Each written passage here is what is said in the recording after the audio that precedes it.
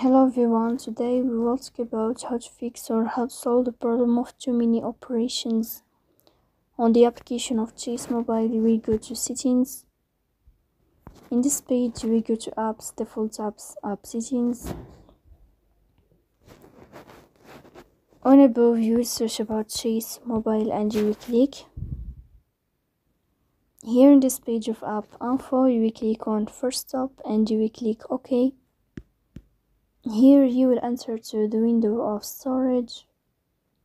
Then we click on clear cache.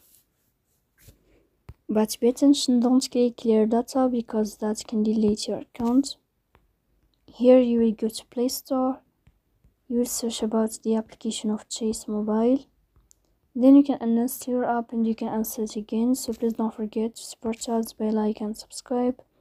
See you next time and thank you for your watching and your attention.